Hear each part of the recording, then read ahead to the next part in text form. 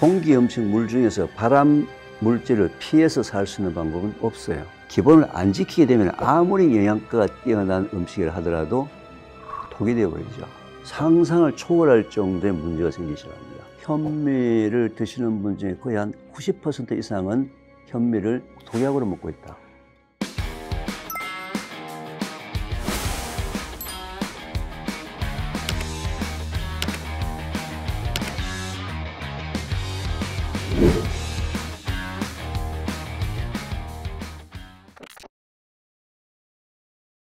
안녕하세요. 지식이 되고 돈이 되는 시간 지식업 클래스의 정지훈입니다. 자, 오늘은 바른 먹거리 전도사로 유명하신 분이시죠. 태초 먹거리 학교의 이계호 교수님을 모셨습니다. 어서 오세요. 네, 안녕하세요. 네. 교수님, 요거 태초 먹거리 책을 한번 읽어봤는데요. 이렇게 먹거리 지금 연구를 하고 계신 계기에 대해서 한번 여쭤봐도 될까요? 지금 현재 우리가 먹고 있는 먹거리들이 실제로 세월이 지나오면서 상당히 많이 바뀌었어요. 원래 먹거리는 사람에게 영양성분을 공급해 주는 것이 목적인데 돈 버는 수단이 됐잖아요. 원래 먹거리에서 굉장히 벗어난 먹거리가 굉장히 많다는 사실을 이제 과학자가 알게 됐고, 저희 가정에 어떤 아픔이 있었는데 진행해 내놓고 보니까 굉장히 많은 시행착오고 실수를 많이 했더라고요.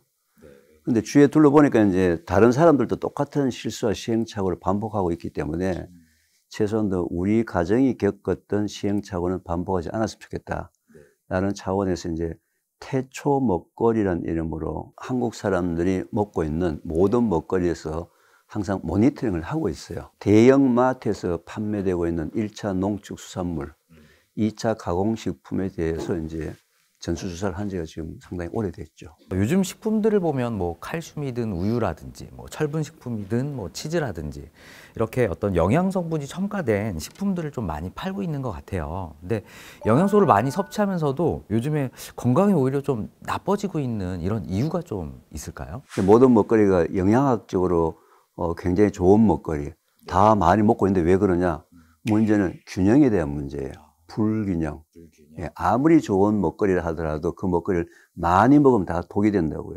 똑같은 밥을 먹는데 약이 되느냐 독이 되느냐 하는 부분들도 기본을 지키면 그게 약이 되는데, 기본을 안 지키게 되면 아무리 영양가가 뛰어난 음식을 하더라도 독이 되어버리죠. 자, 우리가 이제 음식을 먹을 때, 자, 고기를 굽게 되면 검게 타죠. 검게 탄 부분을 제가 이제 절단해서 저희 실험실에 갖고 와서 분석을 해보게 되면 벤조피렌이라는 발암물질이에요. 현재 우리 입속으로 들어오는 음식, 공기, 물 중에서는 발암인자가 어마어마하게 많이 다 있는데, 그럼 왜 다 모든 사람이 암 환자가 안 되느냐? 그게 바로 우리 몸 속에서 갖고 있는 유일한 그 방어자 공격 무기인 면역력이 기본을 유지하고 있으면 문제가 없어요. 다 해결할 수 있어요. 근데 이 문제는 이 면역력이 기본을 유지를 못한다는 거죠. 이 면역력이 기본을 유지 못하는 이유는 여러 가지가 있는데 그 중에 한 가지도 안 씹는 것도 면역력과 직결되는 얘기입니다. 우리 입속에 치아가 몇 개 있는지 아세요? 어른 같은 경우에? 치아요? 안 세봐서 한 3, 40개 정도 있나요? 네, 32개가 있어요. 32개. 32개 중에서 송곳니가 4개가 있어요. 그리고 앞니가 8개가 있어요. 그럼 12개를 빼면 20개가 맷돌 같은 어금니거든요. 왜 우리 입속에 맷돌 같은 어금니가 20개가 있을까요? 잘게 씹어서 소화를 하라는 거겠죠? 어금니가 20개 있는 생활을 하는 것이 인간이란 말이에요. 이게 기본이란 말이죠. 근데 이 기본을 우리가 지금 놓쳤거든요.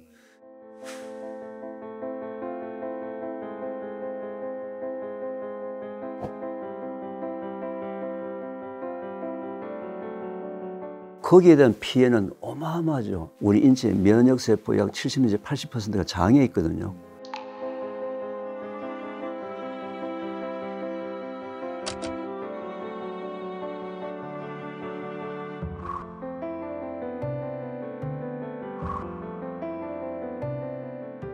그러니까 뭐 당연히 면역력이 떨어질 수밖에 없고, 그래서 뭐 발암물질이 있는 게 중요한 게 아니고 내가 내 몸의 기본을 지키면서 면역력이 기본이 되어 있느냐 안 되어 있느냐에 따라서 이제 그 사람의 운명이 바뀌는 거죠. 그러면 발암물질이 들어왔을 때 면역력이 만약에 좀 약해지는 상태다. 그러면 우리 몸에 어떤 증상으로 이렇게 좀 나타날까요? 스트레스 받을 때 무조건 면역력이 떨어져 있는데 그때마다 우리나라 사람들은 회식하죠, 그죠?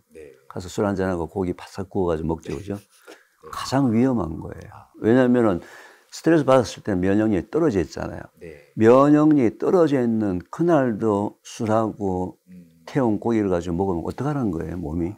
그때는 오히려 다른 방법으로 면역력을 회복시켜줘야 되는데 이게 이제 우리 지금 문화가 잘못된 거죠. 그래서 전 세계에서 장 건강에 가장 나쁜 나라가 대한민국입니다. 현재 인구 10만 명당 45명의 대장암 환자가 있거든요. 그런데 45명 중에서 30명이 남자예요. 15명이 여자예요.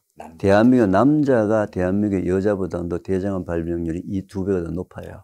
연령별로 20세에서 49세까지 대장암 발병률이 전 세계 1등입니다. 대장이 그만큼 나쁘다는 거. 대장이 나쁘니까, 장이 나쁘니까 자연스럽게 면역력이 떨어져 있고. 그죠? 이게 지금 결과로 지금 현재 이렇게 얘기가 되고 있는데 사회적으로 이게 이슈가 안 되고 있어요. 저는 그게 좀 안타까워요. 태초 먹거리에서는 계속 이 부분을 이슈화를 시키려고 계속 노력을 하고 있고 공감대 형성을 하고 있다고 생각하시면 되죠. 장을 좀 회복시킬 수 있는, 해독할 수 있는 이런 음식들도 또 있다면서요? 제가 좀 안타까운 게 단답형이 아니라는 거예요. 우리가 건강에 관련된 정보 얘기하게 되면 단답형 질문과 대답이 너무 많아요. 장 건강은 단답형이 아니고 먹거리, 생활 습관, 환경 이 세 가지가 복합적이에요. 무슨 얘기냐면 24시간 365일 동안의 삶 전체가 다 장 건강에 영향을 미친다는 거예요. 스트레스를 받게 되면 우리 인체에서 소화효소의 양이 줄어들어요. 그러면 그때 똑같이 밥을 먹으면은 일부는 소화가 되고 일부는 소화가 안 되는 즉 독이 되었단 말이죠. 그죠? 그러면 내가 밥 먹을 때 어떻게 먹을 거냐에 따라서도 내 면역력에 영향을 미친단 말이죠. 그런데 지금은 다들 사람들이 뭐에 초점 맞춰지냐면 이게 좋으냐, 나쁘냐, 비법이 뭐냐, 특효약이 뭐냐. 저는 그 논리에서는 좀 벗어나야 된다고 생각하고 있고요. 우리 한국 사람들은 건강한 음식을 찾기는 찾았는데 그걸 먹는 방법이나 사회적 환경이나 생활 습관이나 이게 잘못돼가지고 전부 독을 먹고 있거든요. 현미는 과학적으로 분명히 건강한 음식이에요. 왜냐하면 현미를 저희들이 과학적으로 분석해보면 영양학적으로 100으로 본다면은 깎아낸 백미는 5밖에 안 돼요. 95를 깎아냈기 때문에 분명히 현미는 과학적으로 건강한 음식이 맞거든요. 그런데 현재 제가 생각하기에는 현재 우리나라에서 현미를 드시는 분 중에 거의 한 90% 이상은 현미를 독약으로 먹고 있다. 왜냐하면은 현미는 영양가가 뛰어나지만 소화가 잘 안 돼요. 만약에 그 현미를 먹을 때 소화가 안 되는 방법으로 현미를 먹게 되면 전부 그건 우리 몸속에 들어서 독이 되어가지고 우리 몸속에 흡수가 되지 않고 장을 통해서 계속 대변으로 나올 때까지 하루나 이틀 동안에 장 속에서 썩어 들어가는 거죠. 그래서 이제 이런 부분들을 알기 때문에 현미밥을 먹으려고 하시는 분들은 현미밥을 먹기 전에 먼저 자기가 가장 좋아하는 채소나 과일의 샐러드를 한 접시를 먼저 먹습니다. 샐러드 한 접시를 가지고 그동안에 내가 불편했던 씹는 부분에 대한 것이 이렇게 익숙하게 돌아오도록 먼저 훈련을 해야 되는 거예요. 기분 좋게 내가 씹을 수 있는, 천천히 씹으면서도. 그게 보통 한 1년에서 2년이 걸려요. 우리 인체 위가 갖고 있는 놀라운 메커니즘이 있는데 천천히 먹으면 천천히 먹을수록 양이 줄어듭니다. 양이 줄어들면서 포만감을 느껴요. 그게 우리 위의 구조예요. 어떤 음식이든지 가장 평범한 음식을 골고루 천천히 즐겁게 기분 좋게 먹는 것이 기본 회복의 시작이다. 어떤 뭐 건강한 음식, 비법, 특효약 이게 중요한 게 아니다. 그 말씀을 듣고 보니까 또 교수님이 강조하시던 전체식이 조금 떠오르는데요. 한번 그 전체식에 대해서 좀 말씀을 한번 좀 여쭤봐도 될까요? 예를 들면 우리가 음식을 먹을 때 주로 과일을 좋아하잖아요. 과일은 하나의 식물에서 보게 되면 열매예요. 전체식이라는 얘기는 뿌리, 줄기, 열매, 잎 전체 다를 먹어야지만 모든 성분들이 골고루 우리 몸속에 균형적으로 들어온다는 의미예요. 아까 현미도 전체식이라고 얘기한 부분이 현미에서 식이섬유도 있고 여러 가지 성분이 있기 때문에 그것도 전체식이라고 얘기해야 되는 거죠. 그래서 제가 이제 전체식 하게 되면 대표적으로 많이 이제 강조하는 부분이 뭐냐면은 사과 껍질 깎지 말고 먹어라. 그것도 전체식이죠. 왜냐하면 사과 껍질 바로 밑에 팩틴이라는 소위 수용성 식이섬유가 가장 많이 포함되어 있고 또 자외선을 받아가지고 생긴 요 껍질에 모든 영양 성분이 거의 여기다 농축이 되어 있거든요. 그러면 이제, 그 농약 때문에 그 어떻게 껍질째 먹어야 됩니까? 이렇게 얘기하잖아요. 네. 그 비싼 유기농 친환경을 사야 됩니까? 아니다. 안전하게 농약을 제거하는 방법들이 많이 있어요. 저희들 태초 먹거리에서 어떻게 하는지 알려드리냐면은, 마트에 가면은 이 담금 소주라는 게 있어요. 당금 소주. 무슨 뭐 매실주라든지 이제 어떤 그 과일주를 담글 때 보통 알코올 농도가 30에서 한 35%, 40% 되는 진한 거, 좀 큰 병에 들은 게 있으면 싼 거예요. 그거하고 식초, 매우 싼 식초하고 두 개를 1대1로 혼합을 해서 그 다음에 거기를 한 10배 정도 물로 희석을 해요. 그 물에다가 뭐 씻기 어려운 포도, 뭐 브로콜리, 잎처리는 좀 짧게, 그 다음에 뭐 과일류는 좀 길게, 단단한 건 길게 해서 흐르는 물에 뽀드득 씻으면은 농약 문제는 걱정하실 필요가 없습니다. 담금 소주가 사과 껍질 표면에 묻어있는 잔류 농약의 거의 한 90% 이상을 제거를 해줍니다. 그리고 식초는 그 과일 속이나 채소 속에 묻어있던 미생물들을 거의 95% 이상 제거를 하거든요. 그리고 이제 한번 사용했던 이 그 물들은 식초 냄새나 술 냄새가 나는 한은 계속 반복해서 사용해도 좋습니다. 그래서 이제는 뭐 돈 없다고 뭐 유기농 못 사 먹는다 얘기하지 마시고 모든 걸 전체 다를 먹는다. 그럼 우리가 샐러드를 먹을 때도 잎만 먹는 게 아니고 열매만 먹는 것이 아니고 잎, 줄기, 열매 골고루 들어가 있는 샐러드를 먹는 것이 좋다는 거죠. 전체식을 드시다가 소화가 좀 잘 안 되시는 분들, 이런 분들에게 조금 뭐 조언해 주시고 싶으신 말씀이 있을까요? 결국 소화가 잘 안 된다는 것 때문에 이제 많은 분들이 이제 그 심지어는 심하신 분들이 소화제를 드시기도 하고 그죠? 또는 이제 뭐 건강보조식품으로 뭐 효소 제품들을 사 먹기도 하고 뭐 이렇게 해요. 근데 저는 개인적으로 우리가 먹는 음식 먹거리 중에서 천연 효소가 포함된 먹거리가 있어요. 우리가 먹는 음식 중에서 탄수화물, 단백질, 지방 이 세 개를 잘 소화시키는 소화 효소가 포함되어 있는 먹거리 중에 예를 들면은 무 속에는 디아스타제라는 성분이 포함되어 있는데 이건 탄수화물을 소화시켜 주는 거예요. 그래서 내가 이제 빵을 먹거나 밥을 먹거나 국수를 먹고 난 다음에 소화가 잘 안 된 사람들은 무를 같이 먹으면 무 반찬을 해 먹거나 무 생채해서 먹거나 하게 되면 내가 먹었던 음식이 소화가 잘 되는 거예요. 그 다음에 고기를 먹었는데 소화가 잘 안 된다 하게 되면은 고기를 소화시켜주는 소위 단백질 분해 효소가 가장 많이 포함되어 있는 음식 먹거리 중에 하나가 파인애플이에요. 고기 재일 때 항상 파인애플을 집어넣거든요. 집어넣는 이유가 바로 연육작용이라서 고기를 분해시키는 성분이 이미 파인애플 속에 들어있거든요. 그래서 단백질 먹을 때 소화가 잘 안 된다 하게 되면은 이제 파인애플이라든지 그런 과일류가 좀 있거든요. 뭐 인터넷에 이렇게 치시게 되면 다 나와요. 근데 참 재밌게도 탄수화물, 단백질, 지방 세 가지를 다 포대하는 소화 요소가 다 들어있는 음식이 김치입니다. 예, 그리고 우리나라 콩을 발효한 청국장이나 된장. 그리고 소량의 천연 꿀. 소화 걱정되시는 분은 뭐예요? 우리나라 발효식품을 드시면은 소화는 걱정하실 필요가 없다. 또 직접 개발하신 소화가 잘 되는 태초 현미식 레시피는 이제 추후 영상과 함께 댓글란에 올려드리도록 하겠습니다.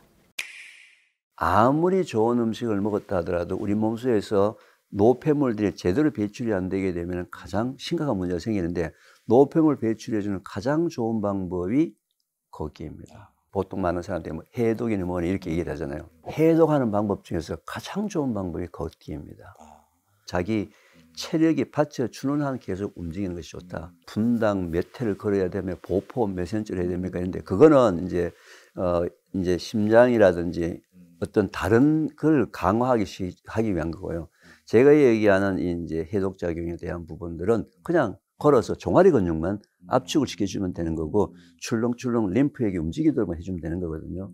그래서 보통 우리가 일반적으로 걸으면 보통 10분에 1000보 정도를 걸어요.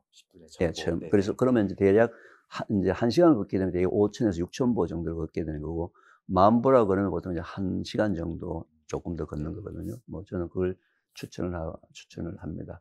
만약에 걸을 시간이 없다 또는 내가 너무 추워서 밖에 나가기 싫다 그러면 자기 거실에서 TV를 볼 때도 그냥 서서 제자리 발걸음만 해서 이렇게 발 앞뒤만 그냥 갔다 갔다가 이렇게 움직이는 거죠. 앉아서도 마찬가지예요. 네네. 앉아 있을 때도 발끝이 올렸다, 내렸다. 네네네. 그죠? 이것만 하더라도 종아리 근육이 종아리 근육이 이- 자극이 되는. 자극이 되면서 피가 계속 순환이 되는 거죠. 발끝 한 번 할 때마다 혈액이 한 번 쭉 짜서 위로 쭉 올라가는 거죠. 그때마다 내 노폐물들이 한 번씩 바깥으로 빠져나가는 통로가 만들어지니까 네. 얼마나 이게 쉬운 방법이고 누구나 할 수 있는 방법입니까? 교수님께서 그 매번 강조해 주신 부분, 장 건강이 정말 중요하다라는 부분인데요. 이 부분 한 번만 더 쉽게 좀 설명 좀 부탁드릴까요? 음식을 아무리 건강한 음식을 먹었다 하더라도 그게 우리 몸속에서 소화 흡수가 되지 않으면 전부 독이에요. 그게 이루어지는 것이 바로 장이에요. 그 장에는 우리 인체의 면역 세포의 약 70 내지 80%가 장에 있단 말이에요. 그러니까 장의 상태가 좋으냐 나쁘냐에 따라서 그 사람의 면역력이 왔다 갔다 하니까 그 결국 그 사람의 운명이 좌지우지 되죠. 그래서 뭐 저는 면역력에 대한 부분들은 가장 중요한 장기 중에 하나가 바로 그 장이다. 그럼 병원에 가지 않더라도 장 건강이 좋은지 안 좋은지 이렇게 확인할 수 있는 이런 신호가 좀 있을까요? 신호가 여러 가지가 있어요. 첫째, 네. 변비가 너무 심하다. 변비. 네, 그다음에 설사가 너무 심하다. 설사. 그리고 자기 방귀 냄새나 변 냄새가 너무 지독하다. 우리가 먹었던 음식은 우리 장수에 들어오게 되면 일단 위에서 2시간을 머물러요. 그러면서 소화가 되는데 네. 지방이 포함된 고기는 소화 속도가 매우 느려요. 3시간, 4시간 걸리거든요. 네. 고기 속에 황이라는 성분이 포함되어 있기 때문에 이제 이게 인돌, 스키톨 같은 화합물로 바뀌면서 좀 독한 냄새가 나요. 네. 근데 그것보다도 더 참을 수 없을 정도로 이상한 냄새가 난다. 내가 먹었던 음식이 장수에서 썩고 있다는 증거예요. 근데 이제 제가 좀 안타까워하는 부분은 이제 어른들보다는 초, 중, 고 아이들의 방귀 냄새나 변 냄새가 너무 지독한데 수능 준비한다고 이제 학교에서 11시, 12시 돼서 밤늦게 이제 집에 오죠. 그러면 11시, 12시 돼서 자기 직전에 아이들이 고기를 잔뜩 먹어서 엄마가 주는 거 맛있게 잔뜩 먹었어. 자기는 또 내일 아침 학교를 가야 될 거 아니야. 네. 코 드르릉 드르릉 골고 자는데 장은 애가 자는 동안에 계속 장은 움직입니다. 그러면은 장 속에 면역세포가 있는데 면역세포도 밤에 잠을 자야지만 쉬어야지만 쟤한테 기능을 발휘할 거 아니에요. 엄마들이 좀 무지해서 아이들 위한다고 위해준 것이 실제로 면역력을 다운시켜서 육체적으로 지금 바닥 상태에 이렇게 가게 만든 원인이거든요. 그나마 아이들한테 먹으려면은 소화 속도가 빠른 음식 또는 들어와서 장이 움직이면서 소화하지 않아야 될 정도의 음식. 네네. 그런 방법을 통해서 네네. 아이들이 이미 바깥에서 소화가 되어 있는 발효 음식을 먹게 하든지 아니면 소량을 먹게 하든지 네. 여러 가지 방법을 써야 되지. 지금 현재까지 방법을 썼기 때문에 그 아이의 운명은 거기서부터 이제 내리막길을 걷고 있는 거예요. 교수님이 또 장 건강을 좀 잘 유지하기 위해서 물의 또 강조성을 좀 많이 말씀 주셨잖아요. 이런 건물이 튼튼하려면 가장 중요한 것이 기초공사거든요. 네. 우리 인체의 70%를 차지하고 있는 게 뭔지 아세요? 물이죠. 물입니다. 우리 인체에 가장 많은 게 물이에요. 근데 이 물을 아주 우습게 생각해요. 우리 인체는 70% 물로 구성이 되어 있는데 네네. 본인의 의지에 관계없이 호흡, 땀, 소변, 대변을 통해서 일정량의 물이 몸 바깥으로 빠져나가요. 그럼 빠져나가는 양만큼의 물을 꼭 보충해 주는 것은 인간으로서 지켜야 될 가장 중요한 기본 중에 기본인데 네. 이걸 지키지 않습니다. 물맛 없다, 네. 바쁘다 라는 핑계로 물을 먹지 않은 사람의 숫자가 한국에 너무 많아요. 물이 부족하게 되면 우리가 알고 있는 모든 병, 인간이 갖고 있는 모든 질병, 강제부터 암까지 모든 질병은 물 부족으로 시작을 합니다. 제가 지금까지 만났던 그 암 환우들의 공통 분모가 평소에 물을 작게 먹는 습관을 갖고 있는 분들이에요. 그건 당연한 결과예요. 왜냐하면 몸속에서 물이 빠져나갔는데 네. 물이 보충이 안 되게 되면 혈액의 농도가 진해져요. 혈액은 우리 몸속에서 영양성분을 공급하고 노폐물을 배출하고 면역세포가 구석구석 다니면서 암세포를 잡아먹어야 되는데 혈액의 농도가 진해서 찐득찐득해서 현장까지 갈 수가 없는 거죠. 그런데 물을 안 먹게 되면 건강이 나빠진다는 건 다 알고 있어요. 근데 문제는 물을 먹어서 건강이 나빠지는 사람이 요즘 계속 급증하고 있습니다. 자, 예를 들면 이런 거예요. 하루에 물을 몇 리터 먹는 게 좋다고 알고 계시죠? 보통은 2리터라고 알려져 그렇죠. 있죠. 근데 참 안타깝게도 하루에 물을 2리터를 꼬박꼬박 먹게 되면 건강이 매우 나빠집니다. 물은 우리 몸속에 들어올 때 이 물로만 들어오는 게 아니고 음식을 통해서도 물이 들어와요. 채소나 과일의 90%가 물입니다. 네네. 근데 문제가 생겼습니다. 네. 하루 종일 내 몸속으로 들어오는 전체 량을 계산할 수 있습니까? 없습니까? 없죠. 없죠. 네. 하루 종일 내 몸속에서 빠져나가는 물량을 계산할 수 있나요? 그것도 없죠. 왜? 네. 땀으로 나가는 것도 계산하시겠어요. 네. 근데 우리 몸의 기본은 빠져나가는 양만큼만 정확하게 먹어야지 많이 먹어도 작게 먹어도 건강에 나쁩니다. 궁극적으로는요. 네. 물을 많이 먹어서 사망한 사람이 매우 많습니다. 가장 대표적인 경우가 마라토너들이 현장에서 물 먹고 사망한 것이 그동안에 굉장히 많이 보고가 됐어요. 우리 혈액 속에는 네. 나트륨과 칼륨이라는 두 개의 미네랄이 있어요. 근데 이 두 개의 미네랄은 우리 몸속에서 전기를 발생시킵니다. 갑자기 물량이 왕창 들어오면서 전기 발생량이 작아지면서 첫째 증상이 힘이 없어져요. 물을 너무 마시게 되면 힘이 없어지고, 두 번째는 좀 어지러워요. 머리가 아프고, 세 번째는 이게 계속 오랫동안 반복이 되게 되면은 좀 심장이 좀 약했던 사람한테 심장 전기 공급이 부정기적으로 되면서 심장마비를 되게 사망을 하는데, 이걸 저나트륨 혈증이라고 얘기하는데, 이 저나트륨 혈증 환자가 국내에서도 그렇고 전 세계적으로 계속 늘고 있어요. 네. 증가하는 추세가 우리가 알고 있는 잘못된 이제 건강 상식 때문에 그런데, 저염식이 좋다. 저염식 자체가 절대로 건강한 게 아니거든요. 적정량의 소금이 꼭 있어야 돼요. 그래서 세계보건기구에서는 성인인 경우에 하루에 먹는 소금의 적정량을 5g, 5g 정도면 어느 정도냐면 티스푼, 차 숟가락 한 숟가락 정도인데, 자기가 음식을 먹을 때 찌개 국물이나 국 국물은 가급적 다 먹는 편이다. 라면 삶으면 라면 국물 다 먹는 편이다. 무조건 고염식입니다.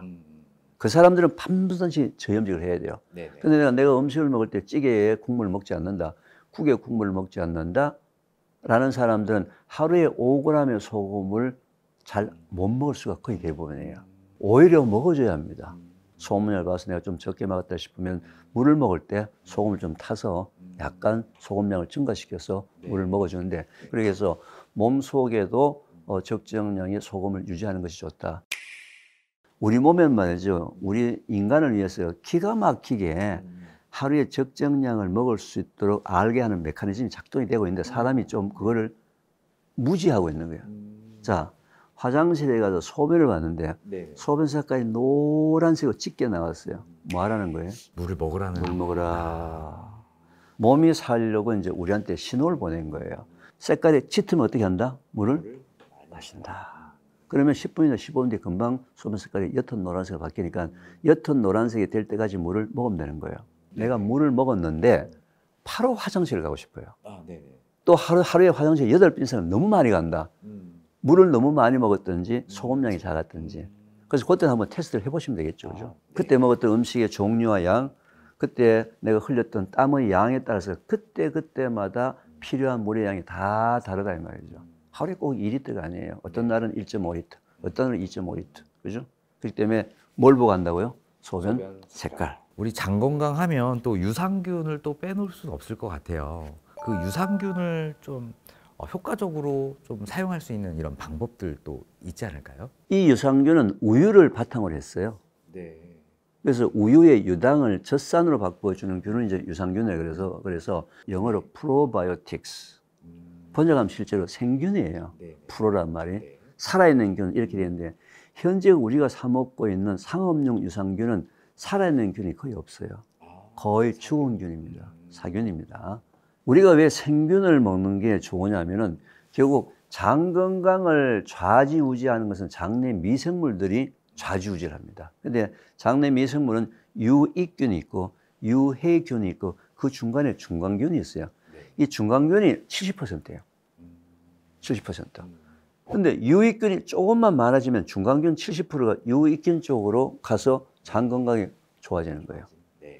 유해균이 0.1%만 많아지더라도 이 중간균이 유해균 쪽으로 붙어서 장 건강이 나빠지는 거예요. 저하고 둘이 앉아서 같은 음식을 먹었어요. 같은 장소에서 같이 얘기하면 나는 먹었는데, 유해균이 많은 상태에서 먹게 되는 이 음식은 전부 독이 되는 거예요. 유익균이 많은 상태에서 먹게 되면 이 음식이 전부 다 약이 되는 거예요. 그럼 유해균과 유익균이 어떤 식으로 많고 적은지는 어떤 상황에 따라서 달라지는 건가요? 유익균을 평소에 많이 먹어서 유익균 숫자를 계속 늘려주는 음식 습관이 좋다는 거예요.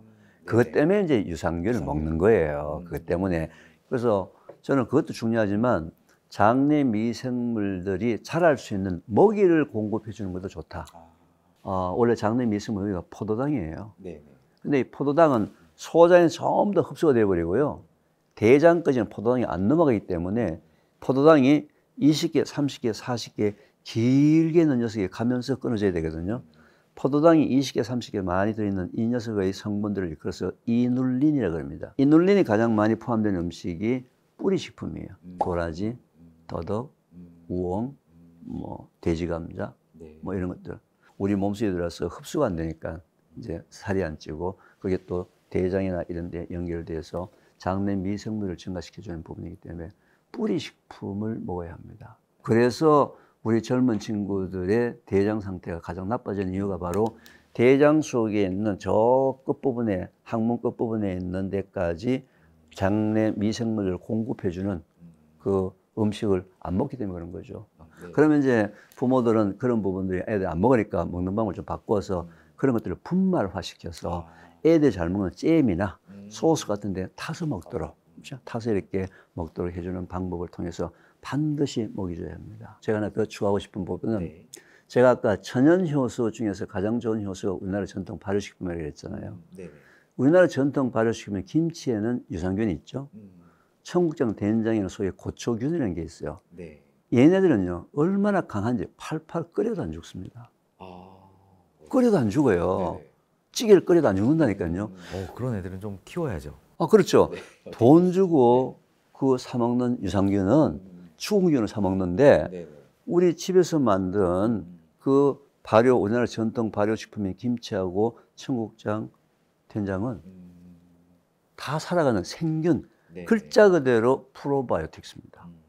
먹는 음식에도 먹는 순서가 또 중요하다고 또 말씀을 주셨는데 어떤 부분인가요? 모든 음식을 우리가 머물게 되면 위 속에 들어와서 2시간을 머물면서 위에 관략근, 밑에 관략근 끈으로 딱 묶어가지고 막 주물러요. 주물러가지고 2시간 동안에 죽을 만들어내는 과정이 위란 말이에요. 근데 음식이 꽉 차가지고 주물르면 어떻게 됩니까? 위로 삐져나오고 밑으로 막 삐져나가겠죠.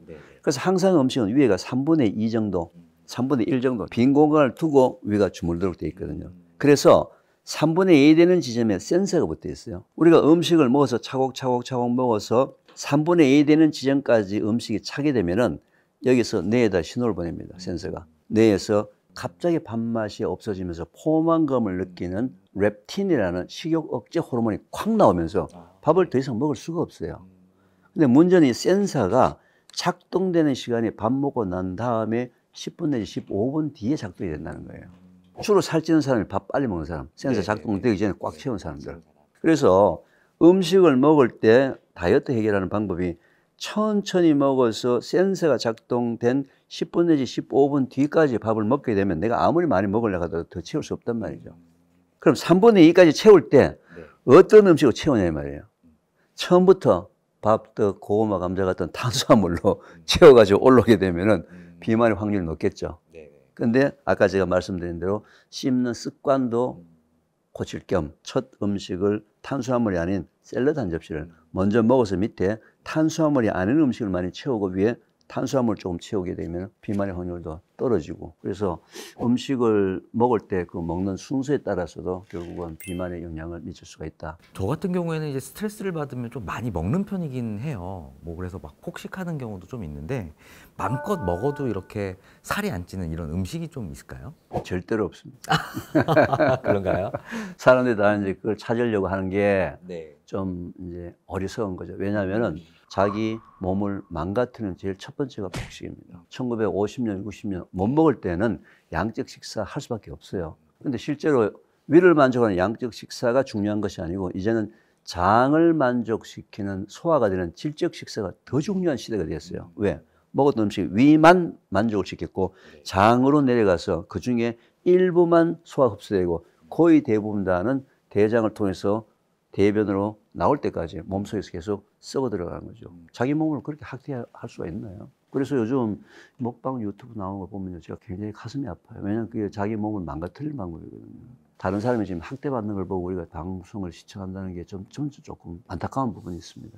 두 끼, 세 끼 식사를 하면서 그 사이사이에 간식을 먹는 거는 몸에 안 좋은가요? 저는 개인적으로 간식을 추천하지 않습니다. 근데 간식을 꼭 먹어야 될 사람은 이런 사람이 있어요. 양을 많이 먹었을 때 소화가 잘 안 되는 사람들은 작게 먹으면서 여러 번 먹는 방법을 간식이라고 저는 얘기를 할 수가 있는데, 아침 먹고 좀 쉬고 난 다음에 점심 먹고 쉬고 난 다음에 저녁 먹고 이랬는데 자꾸 중간에 또들어오면 얘가 계속 일을 해야 되니까 얼마나 짜증을 내겠어요. 그죠? 왜냐하면 위도 쉬어야 될 거 아니에요.